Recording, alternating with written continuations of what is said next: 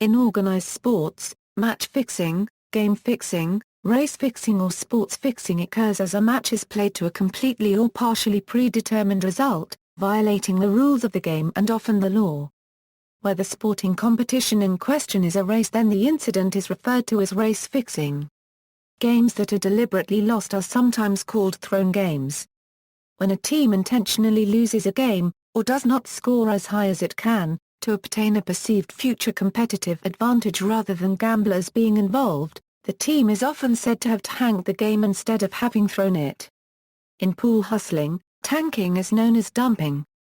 In sports where a handicap system exists and is capable of being abused, tanking is known as sandbagging. Thrown games, when motivated by gambling, require contacts between gamblers, players, team officials, and/or referees. These contacts and transfer can sometimes be found, and led to prosecution, by law or by the sports league. In contrast, tanking is internal to the team and very hard to prove. Often, substitutions made by the coach designed to deliberately increase the team's chances of losing, rather than ordering the players actually on the field to intentionally underperform, were cited as the main factor in cases where tanking has been alleged. Match fixing generally refers to fixing the final result of the game. Another form of match fixing, known as spot fixing, involves fixing small events within a match which can be gambled upon, but which are unlikely to prove decisive in determining the final result of the game. Motivations and causes. The major motivations behind match fixing are gambling and future team advantage. Agreements with gamblers. There may be financial gain through agreements with gamblers. The most infamous example of this in North America was the Black Sox scandal of 1919, in which several members of the Chicago White Sox conspired with gamblers to fix the World Series. One of the best-known examples of gambling-related race fixing is the 1933 Tripoli Grand Prix, in which the winning number of the lottery was determined by the number of the race-winning car. One ticket holder held the number belonging to Akil Vazee, contacted him and agreed to share the winnings should he win. Vazee contacted other drivers who agreed to share the money if they deliberately lost. Despite a poor start, Vazee won the race after his opponents deliberately underperformed throughout the race. Better playoff chances. Many sports have tournaments where the result of one round determines their opponent in the next round. As a result, by tanking a match, a team can face an easier opponent in the next round, making them more likely to win. In the National Basketball Association, there have also been allegations of teams tanking games to finish in 6th rather than 5th place in the conference standings, thus enabling the team in question to evade a possible playoff match with the conference's top seed until the final round of playoffs in that conference. The NBA is the only one of the 4 major professional sports leagues of the United States in which home advantage in the playoffs is based strictly on regular season record without regard to seeding. Following the 2006 season, the NBA changed its playoff format so that the best second-place team in each conference would be able to obtain up to the number 2 seed should it have the second-best conference record. On occasion, a National Football League team has also been accused of throwing its final regular season game in an attempt to choose its possible opponent in the subsequent playoffs.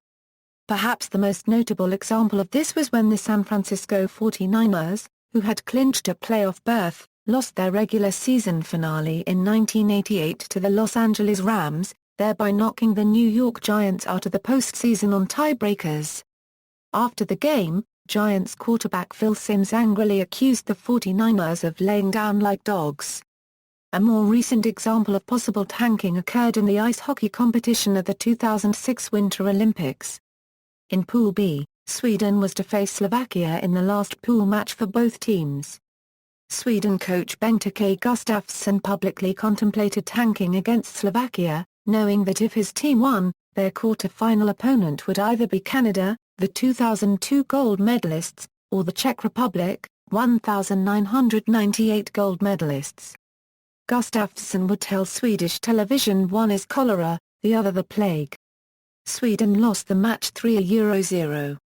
The most obvious sign of tanking was when Sweden had a 5-on-3 power play with 5 NHL stars Peter Forsberg, Mats Sundin, Daniel Alfredsson, Niklas Lidström. Paragraph M. and Frederic Modena on the ice, and failed to put a shot on goal.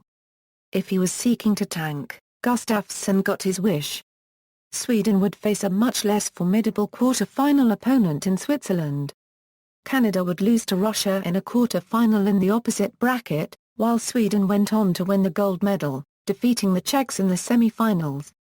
The 1998 Tiger Cup, an international football tournament contested by countries in Southeast Asia, saw an example of two teams trying to lose a match. The tournament was hosted by Vietnam and the 8 countries competing were split into 2 groups of 4. The top 2 in each group advanced to the semi-finals with the winners playing the runners-up of the other group. In the first group Singapore won the group with Vietnam finishing second. This meant that the winners of the second group would have to travel to Hanoi to play the host nation in the national stadium on their national day, whilst the runners-up would face Singapore in Ho Chi Minh City where the final group match was taking place. As the 2 teams involved, Thailand and Indonesia, had both already qualified for the semi-finals, it was in their interest to lose the match and finish in second place. As the game progressed, neither side seemed particularly concerned with scoring, whilst the defending was lackadaisical. As the match entered stoppage time, the Indonesian defender Mursyid Effendi scored an own goal. Both teams were fined $40,000 and Effendi was banned from international football for life. The 2012 Summer Olympics saw at least 2 examples of actual or potential tanking of this type. In the most famous example, members of the Chinese, Indonesian and South Korean badminton teams were disqualified for intentionally losing matches to allow better pairings in the knockout stages of the competition. In what the BBC called a Euro night of shame, Euro players made simple errors throughout the match, despite boos from the crowd and warnings from the match referee to cease and desist. The Badminton World Federation had charged the 4 pairs with a Euro at using only a Euro unregistered trademark as best efforts to win a match, a Euro and a Euro conducting oneself in a manner that is clearly abusive or detrimental to the sport. A Euro in the women's football tournament, Japan intentionally played to a draw with South Africa in Cardiff so that it could finish second in its group and not have to travel to Glasgow, more than 300 miles away, for the first round of the knockout stage. Instead, Japan remained in Cardiff and defeated Brazil in the ensuing quarter-final match en route to the gold medal match.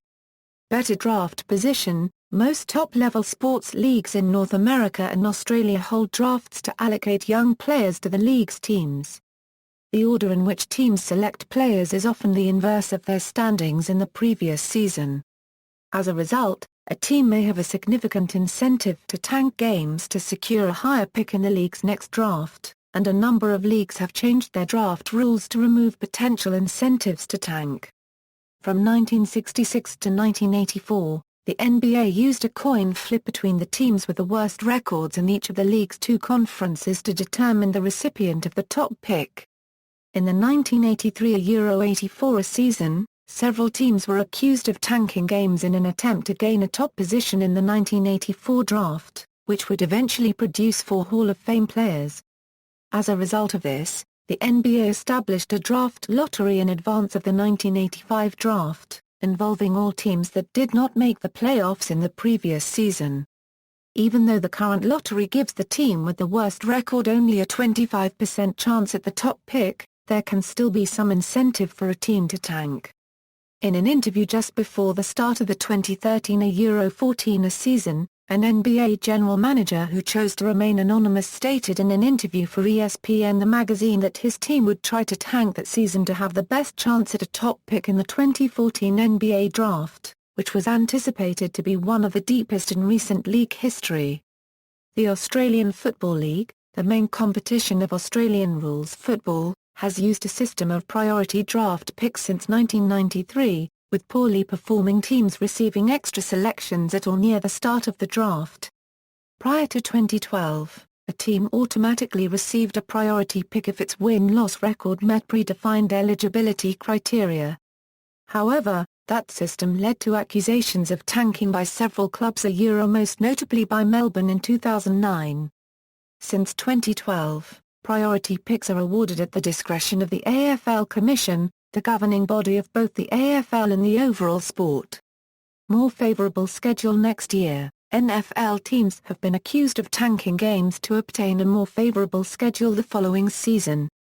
This was especially true between 1977 and 1993, when a team finishing last in a 5-team division would get to play 5 of its 8 non-division matches the next season against other last-place teams.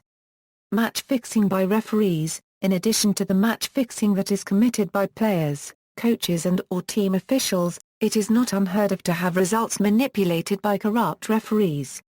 Since 2004, separate scandals have erupted in prominent sports leagues in Portugal, Germany, Brazil and the United States, all of which concerned referees who fixed matches for gamblers.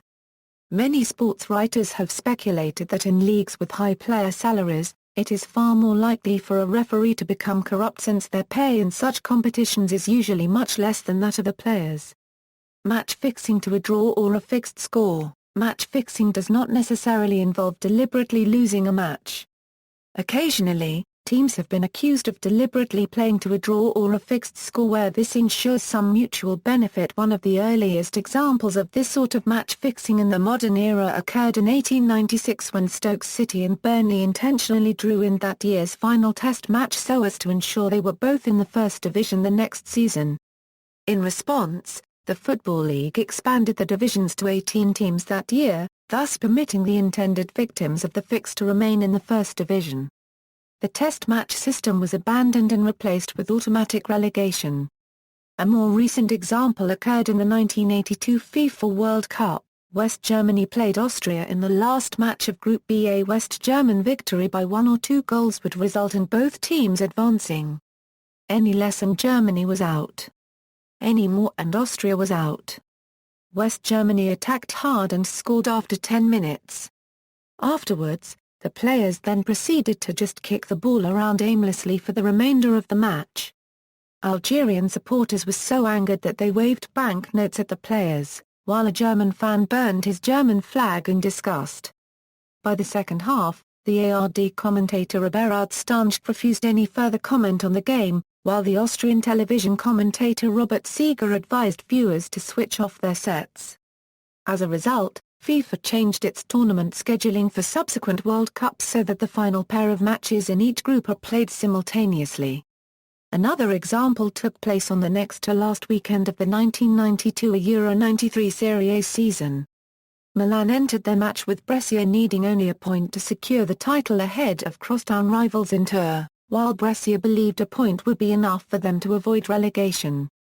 In a 2004 retrospective on the dodgiest games in football history, 2 British journalists said about the match, for over 80 minutes, the two teams engaged in a shameful game of cat and mouse, in which the cat appeared to have fallen asleep and the mouse was on tranquilizers. Milan scored in the 82nd minute, but Brescia mysteriously found themselves with a huge overlap, and equalized 2 minutes later. The 1-1 draw gave Milan their title, but in the end did not help Brescia. Other results went against them and they suffered the drop. Abuse of tie-breaking rules. On several occasions, creative use of tie-breaking rules have allegedly led teams to play less than their best. An example occurred in the 2004 European Football Championship. Because unlike FIFA, UEFA takes the result of the game between the two tied teams into consideration before overall goal difference when ranking teams level on points, a situation arose in Group C where Sweden and Denmark played to a 2-2 draw, which was a sufficiently high scoreline to eliminate Italy regardless of Italy's result with already eliminated Bulgaria.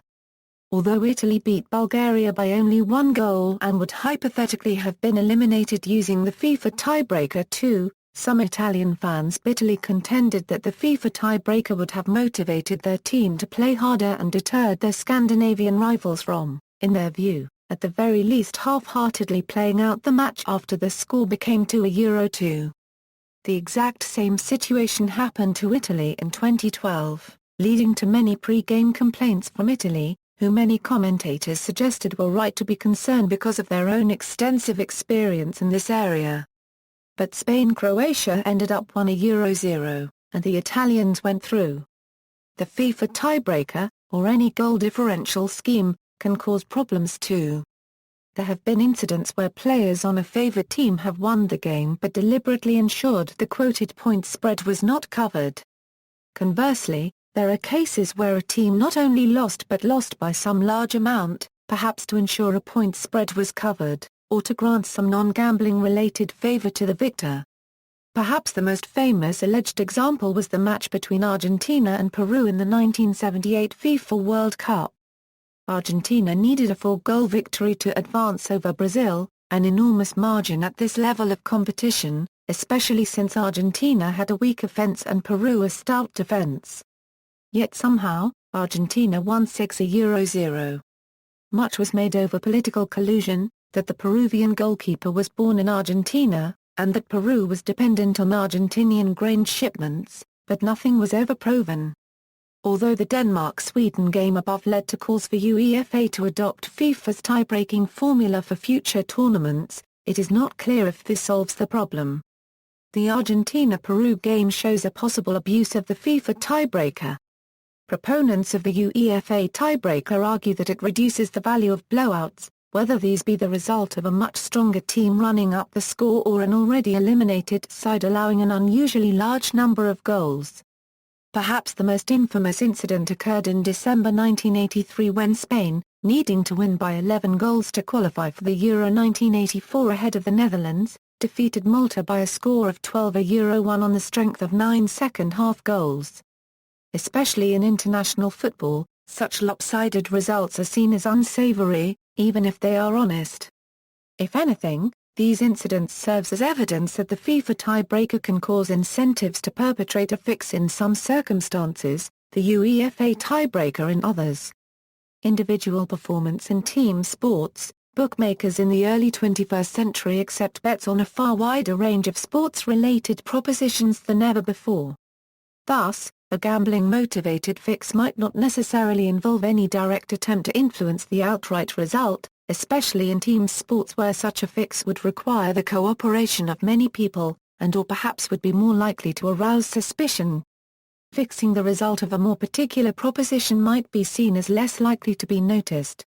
For example, scandalized former National Basketball Association referee Tim Donaghy has been alleged to have perpetrated some of his fixes by calling games in such a manner as to ensure more points than expected were scored by both teams, thus affecting over-under bets on the games whilst also ensuring that Donaghy at least did not look to be outright biased.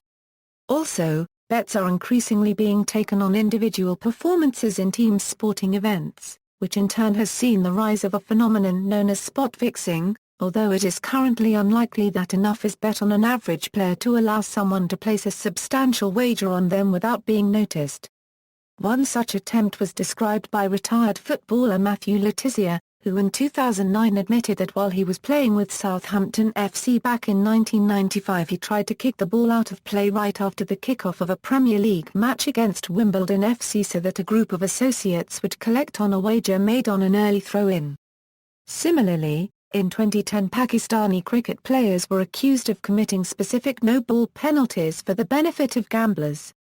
Effective non-gambling motivated fixing on wagering. Whenever any serious motivation for teams to manipulate results becomes apparent to the general public, there can be a corresponding effect on betting markets as honest gamblers speculate in good faith as to the chance such a fix might be attempted. Some bettors might choose to avoid wagering on such a fixture while others will be motivated to wager on it, or alter the bet they would otherwise place. Such actions will invariably affect odds and point spreads even if there is no contact whatsoever between teams and the relevant gambling interests. The rise of betting exchanges has allowed such speculation to play out in real time. History. Since gambling predates recorded history, it comes as little surprise that evidence of match fixing is found throughout recorded history. The ancient Olympic Games were almost constantly dealing with allegations of athletes accepting bribes to lose a competition in city-states which often tried to manipulate the outcome with large amounts of money.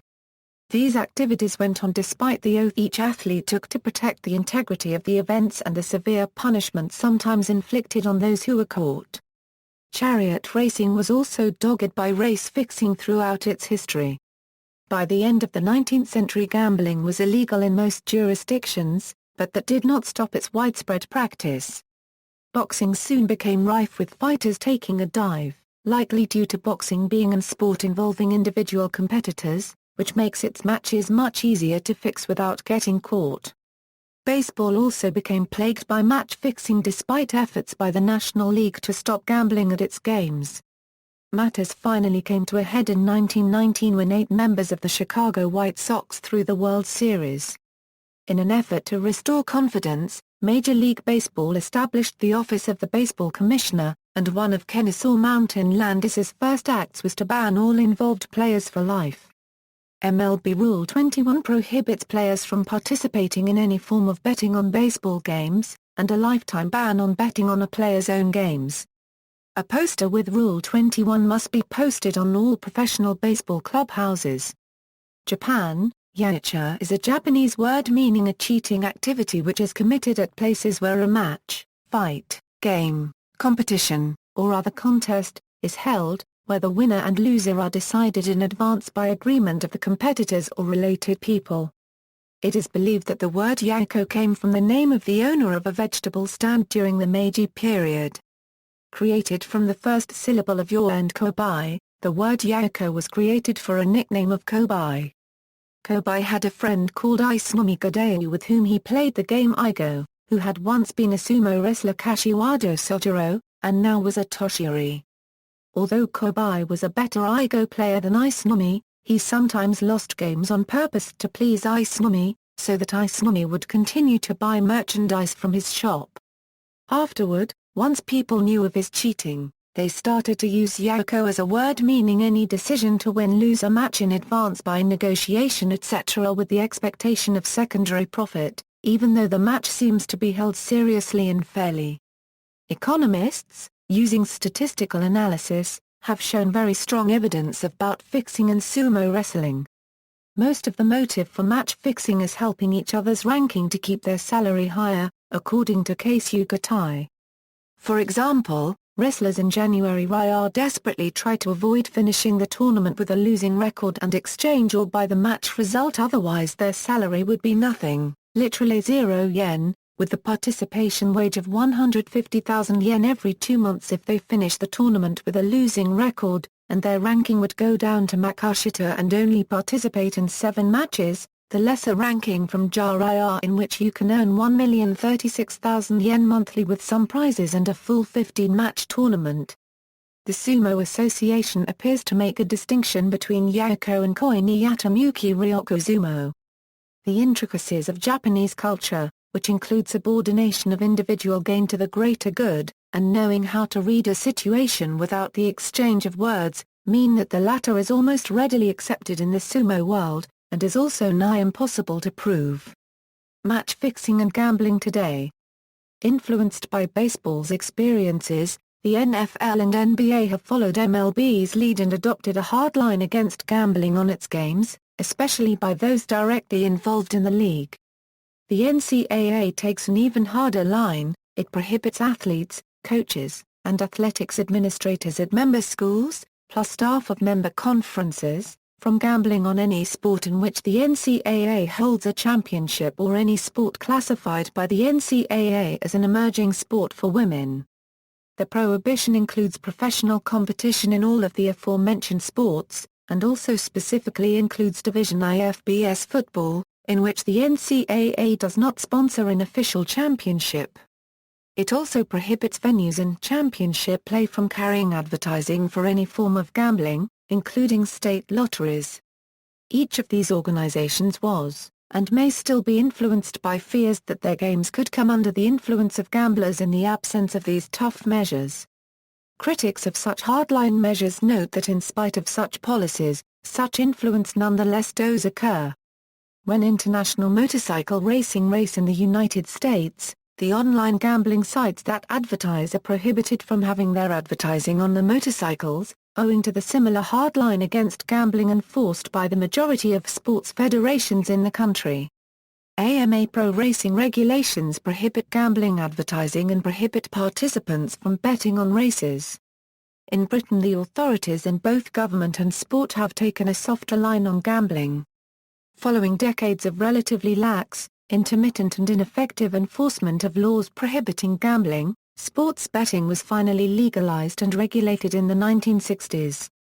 Organizations such as the Football Association seem to have taken the stance that gambling on their events is inevitable. The FA only prohibits betting on a match by those directly involved in the game in question. Footballers are not prohibited from betting on matches that do not involve their own team. Match fixing in football remains a major concern. In Turkey in 2011 more than 30 players and staff have been convicted of game fixing. In South Korea, more than 50 professional soccer players have been indicted and 10 players have received lifetime bans. In Finland, 2 Zambian players were convicted and more than a dozen people are under investigation.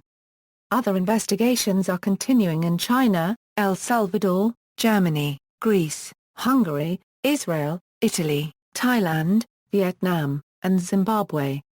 In the United States and Canada, Major League Soccer and the Professional Referees Organization have a match manipulation and gambling policy statement poster similar to Major League Baseball's Rule 21 posted in the locker rooms banning any betting on any match that features the MLS. The integrity of horse racing remains an ongoing concern since gambling is an integral part of this sport. Recent allegations of race fixing have centered around the recently formed betting exchanges which unlike traditional bookmakers allow punters to lay an outcome. Most tracks prohibit jockeys from betting on races if they are riding during the day. Leading exchange Betfair has responded to the allegations by signing memorandums of understanding with the Jockey Club, the FA, the International Cricket Council, the Association of Tennis Professionals and other sporting authorities.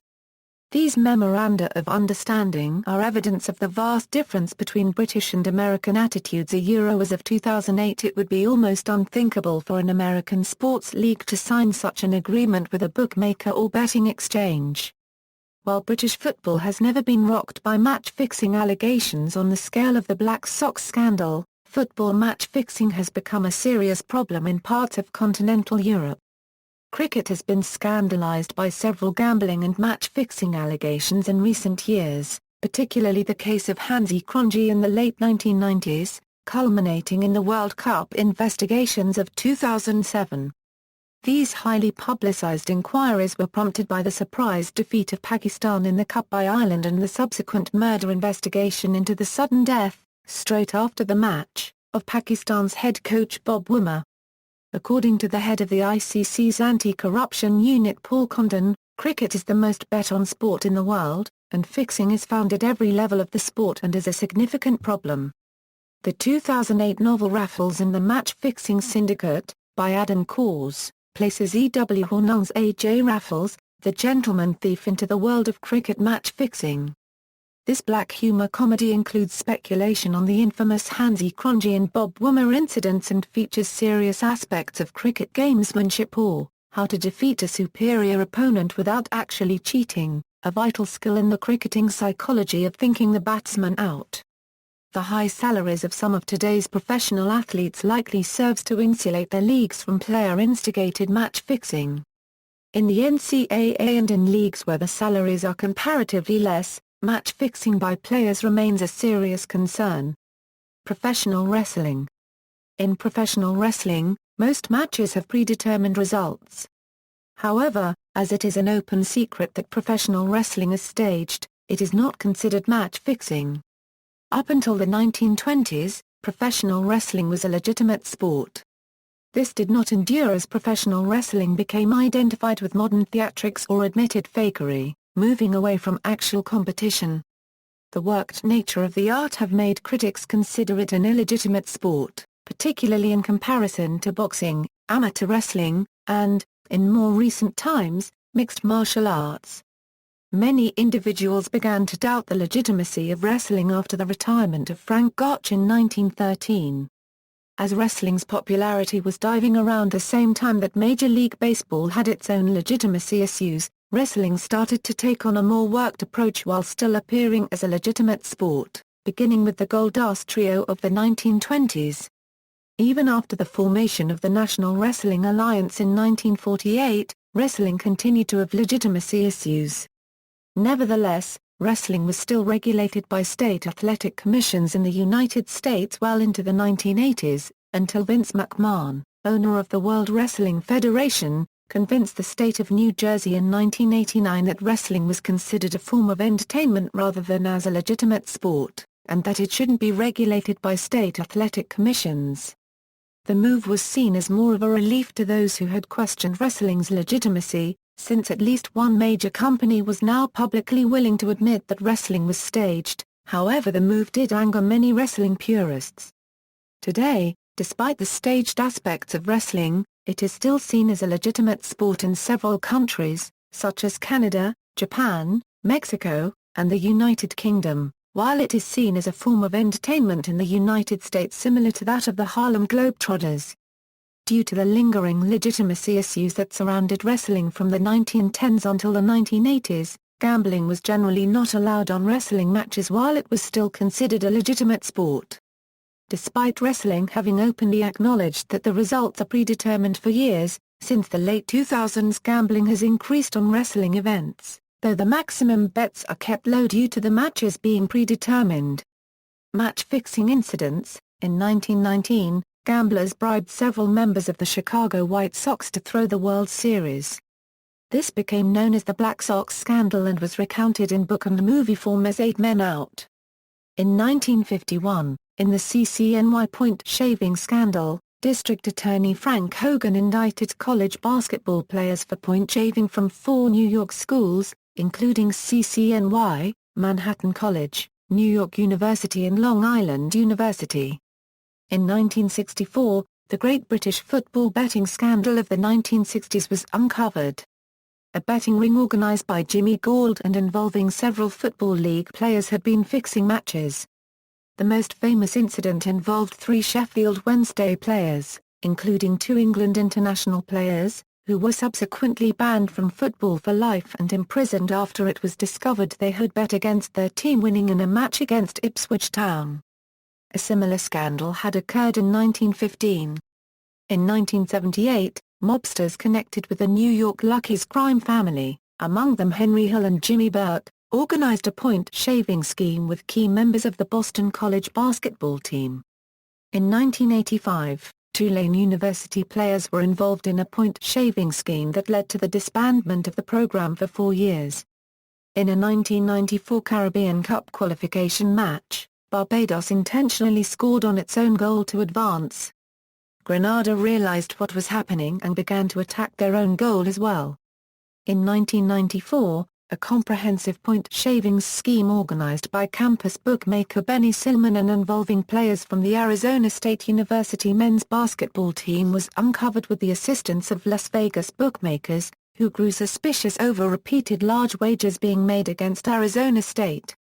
In February 1999, a Malaysian-based betting syndicate was caught attempting to install a remote control device to sabotage the floodlights at FA Premier League team Charlton Athletics ground with the aid of a corrupt security officer. If the match had been abandoned after half-time, then the resultant bets would have stood.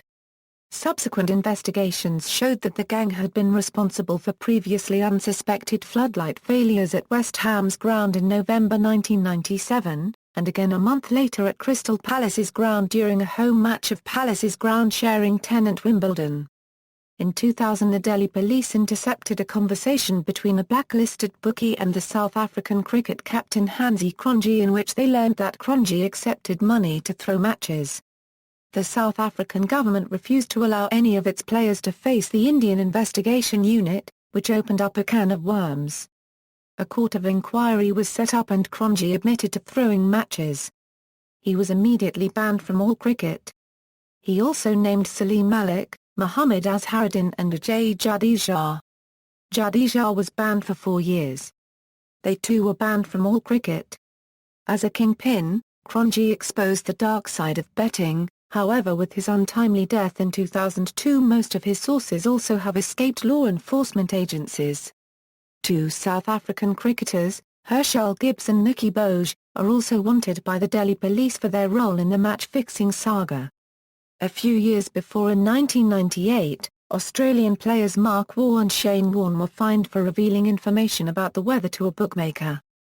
The Italian Football Federation said in October 2000 it had found 8 players guilty of match-fixing. 3 were from Serie A side Atalanta and the other 5 played for Serie B side Pistoiese. The players were Giacomo Baincelli, Cristiano Dunni and Sebastiano Civiglia and Alfredo Eglietti, Massimiliano Allegri, Daniel Amarini, Gianluca Lillo and Girolamo Bizzarri. The charges related to an Italian Cup first-round tie between the two sides in Bergamo on August 20, 2000 which ended 1-1. Atalanta scored at the end of the first half and Pistoiese equalized 3 minutes from full time. Atalanta qualified for the second round. SNAI, which organizes betting on Italian football, said later it had registered suspiciously heavy betting on the result and many of the bets were for a 1-0 half-time score and a full-time score of 1-1. In 2004, Portuguese police launched the Operation Apito Dourado and named several Portuguese club presidents and football personalities as suspects of match fixing, including FC Porto's chairman Pinto da Costa. Some of the wiretaps used as proof, deemed unusable in court, can now be found on YouTube. In June 2004 in South Africa, 33 people were arrested on match-fixing charges. In the summer of 2004, Betfair provided evidence of race-fixing to City of London police that led to the arrest of jockey Kyron Fallon and 15 others on race-fixing charges. On December 7, 2007 the judge in the case ordered the jury to find Fallon not guilty on all charges. 2005 Bundesliga scandal. In January 2005, the German Football Association and German prosecutors launched separate probes into charges that referee Robert Heuser bet on and fixed several matches that he worked, including a German Cup tie. Heuser later admitted to the allegations. It has been reported that he was involved with Croat gambling syndicates. He also implicated other referees and players in the match-fixing scheme. The first arrests in the Heuser investigation were made on January 28 in Berlin, and Heuser himself was arrested on February 12 after new evidence apparently emerged to suggest that he had been involved in fixing more matches than he had admitted to. Heuser has been banned for life from football by the DFB. On March 10, a second referee, Dominique Marx, was arrested after being implicated in the scheme by Heuser. Still later, it was reported that Heuser had told investigators that the gambling ring he was involved with had access to UEFA's referee assignments for international matches in Champions League and UEFA Cup fixtures several days before UEFA publicly announced them. Ultimately, Heuser was sentenced to serve 2 years and 5 months in prison. In July 2005, Italian Serie B champions Genoa was arbitrarily placed last in the division, and therefore condemned to relegation in Serie C1, after it was revealed that they bribed their opponents in the final match of the season, Venezia to throw the match. Genoa won the match 3-2 and had apparently secured promotion to Serie A. Brazilian football match-fixing scandal. In September 2005, a Brazilian magazine revealed that 2 football referees, Ida Lson Pereira de Carvalho and Paulo José Copyright Danelan, had accepted bribes to fix matches. Soon afterwards, sport authorities ordered the replaying of 11 matches in the country's top competition, the Campeonato Brasileiro, that had been worked by Ida Lson. Both referees have been banned for life from football and face possible criminal charges. Brazilian supporters have taken to shout Ida Lson at a referee who they consider to have made a bad call against their team, in a reference to the scandal. 2006 Serie A scandal. In May 2006, perhaps the largest match-fixing scandal in the history of Italian Serie A football was uncovered by Italian police, implicating league champions Juventus, and powerhouses AC Milan, Fiorentina, and Lazio. Teams were suspected of rigging games by selecting favorable referees, and even superstar Italian World Cup team goalkeeper Gianluigi Buffon was charged with betting on football games.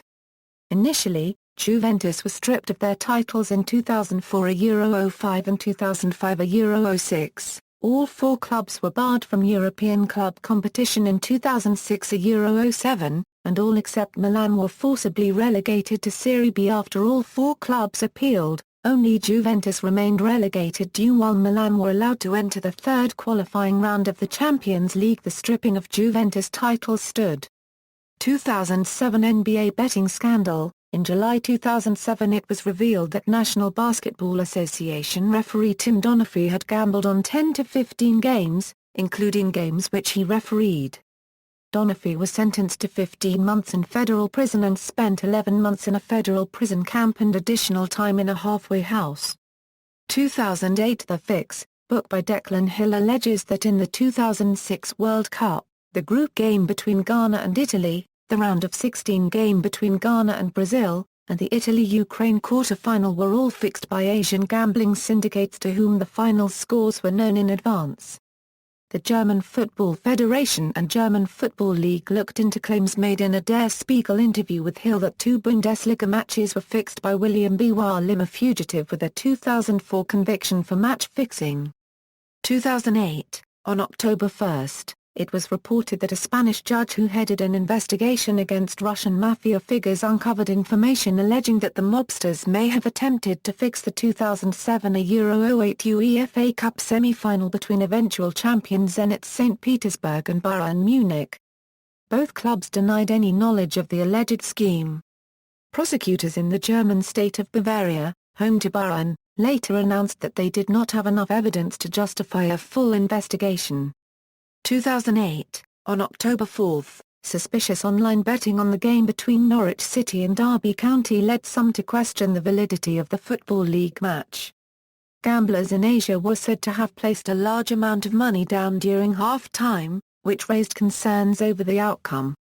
The inquiry by the Football Association found no evidence that would suggest the match was fixed. Derby County ended up winning the match 2-1. 2009, on May 6, a federal grand jury in Detroit indicted 6 former University of Toledo athletes Euro 3 each from the school's football and basketball programs Euro on charges of conspiracy to commit sports bribery in relation to their alleged involvement in a point shavings scheme that ran from 2003 through 2006. It is believed to be the first major U.S. gambling case involving 2 sports at the same college. Since then, 4 former Toledo athletes, including at least one not named in the original indictments, have pleaded guilty on charges related to the scheme. One of these, former Rockets running back Quinton Broussard, admitted he had deliberately fumbled during the 2005 GMAC Bowl against UTEP in exchange for $500, and had been paid to provide confidential team information to one of the orchestrators of the scheme. In November 2009, German police arrested 17 people on suspicion of fixing at least 200 soccer matches in 9 countries. Among the suspected games were those from the top leagues of Austria, Bosnia, Croatia, Hungary, Slovenia, and Turkey, and games from the second highest leagues of Belgium, Germany, and Switzerland. 3 contests from the Champions League were under investigation, and 12 from the Europa League. In 2010, several professional StarCraft players were suspected of being involved in illegal match fixing, with 2 people arrested and about 7 gamers investigated, with 2 renowned gamers, Ma Jae-yoon and Bai Crocus, were confirmed as working as a broker between the bettors and the gamers. The 4th test of Pakistan's summer 2010 cricket tour of England was alleged to have contained several incidents of spot fixing, involving members of the Pakistan team deliberately bowling no balls at specific points to facilitate the potential defrauding of bookmakers. In April 2011, a U.S. federal grand jury in San Diego indicted a group of 10 individuals on charges of running a point shaving scheme affecting an as-yet undetermined number of college basketball games. 3 of the accused have ties to the University of San Diego's men's basketball team. Euro 1 was the team's all-time leader in points and assists. Another was a former player. And the third was a former assistant. Games at the University of California, Riverside, where the second indicted player also played, were also mentioned as potentially being fixed. In June 2011, trials started for people allegedly involved in fixing Finnish football matches. One team, Tampere United, was indefinitely suspended from Finnish football for accepting payments from a person known for match fixing. In July 2011, as part of a major match fixing investigation by authorities in Turkey, nearly 60 people suspected to be involved with fixing games were detained by a Degri Istanbul Police Department Organized Crime Control Bureau and then arrested by the court. The case did not come to a conclusion yet, and the teams that are being accused of match fixing are participating in the Turkish league currently. At the 2012 Summer Olympics, a match result was overturned and the referee was expelled from the tournament after a very controversial decision which included a boxer winning the match despite having been knocked down 5 times in one round, in violation of amateur boxing regulations. Under AIBA rules, both the mandatory 8-count and 3 knockdown rule are in effect. 11 months earlier, BBC reported on a possible bribery attempt, which could be related. The match-fixing investigations of Norwegian Second Division saw Norway and Sweden arresting individuals in 2012, including players of Follo FK and Asker Fotball. Operation Veto, a Europol investigation announced in 2013 that identified 380 fixed association football matches in 15 countries.